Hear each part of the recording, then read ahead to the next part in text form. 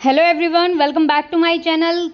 ये वीडियो है आपका हरियाणा जीके का और मैंने टॉपिक लिया है हरियाणा के इतिहास के स्रोत। वीडियो कम से कम ज़्यादा से ज़्यादा 2 या 3 मिनट का होगा, लेकिन 1 नंबर पक्का आएगा। ऋग्वेद में हरियाणा को किस रूप में बोला गया है या हरियाणा का वर्णन किस शब्द से किया गया है? रज हरियाणा से किया गया और हरियाणा के थानेसर और हरियाणा की सरस्वती नदी का भी वर्णन मिला है।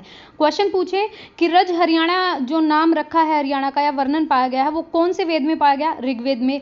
हरियाणा के जो थानेश्वर शहर है और हरियाणा की सरस्वती नदी का जिक्र किस वेद में किया गया? तो ऋग्वेद में। वामन पुराण में हरियाणा को कुरु जंगल कहते थे और ब्रह्म सरोवर झील का वर्णन मिलता है। जो हमारे हेनस्वांग थे इन्होंने ब्रह्म सरोवर को लघु सरोवर कहा है। ये बहुत बार क्वेश्चन आया है। वामन पुराण में कहा है कि राजा कुरु ने कुरुक्षेत्र स्थल में भगवान शिव के नदी द्वारा खींचे गए सुनहरे भूरे रंग के हल द्वारा 7 कोस के क्षेत्र को पुनः कृषि योग्य बनाया। पाणिनि की अष्टाध्यायी जो बुक है, पाणिनि की द्वारा लिखी पुस्तक अष्टाध्यायी में हरियाणा के अनेक क्षेत्र का वर्णन मिलता है, जैसे सैरिस्कम, सिरसा, कपिस्थल, कैथल, कालकूट, कालका और तानेसा टोहाना। ये पाणिनि की अष्टाध्यायी में है। बाणभट्ट की हरिश्चंद्र में उस किताब में हरियाणा को श्रीकंठ जनपद कहा है। बहुत बार क्वेश्चन पूछा गया है। ये हर्षवर्धन के दरबारी कवि थे और थानेसर को स्थानेश्वर के नाम से जाना गया है। जैन मूर्तियां की मैं बात करूं तो रानीला जो कि दादरी और हासी हिसार से प्राप्त हुई है जैन मूर्तियां। फिर है आपका दिव्यावदान ये बौद्ध साहित्य का ग्रंथ है। इसमें हरियाणा के रोहतक और अग्रोहा का उल्लेख मिलता है। मंझिम निकाय ग्रंथ, इसमें बौद्ध ग्रंथ से हरियाणा के जन जीवन के बारे में जानकारी मिलती है। टोपरा का अभिलेख ये बहुत बार आया क्वेश्चन, अंबाला से मिला है और इससे ज्ञात होता है कि यहाँ पर भी कभी मौर्य साम्राज्य का भाग था हरियाणा। यह वही अभिलेख है जिसे फिरोज शाह तुगलक दिल्ली ले गया था और वर्तमान में टोपरा नामक जो यमुनानगर जिले में जगह है।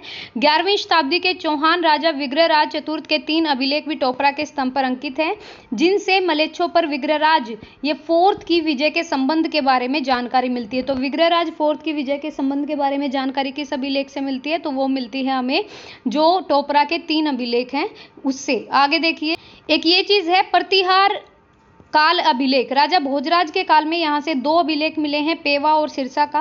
पेवा के अभिलेख से ज्ञात होता है कि पेवा घोड़ों का व्यापारिक केंद्र था और सिरसा से पता चलता है कि यहाँ पर पशुपति संप्रदाय था। एक अभिलेख पेवा से महेंद्रपाल के समय 905 ईस्वी का मिला है, जिसमें मंदिर के निर्माण का वर्णन है।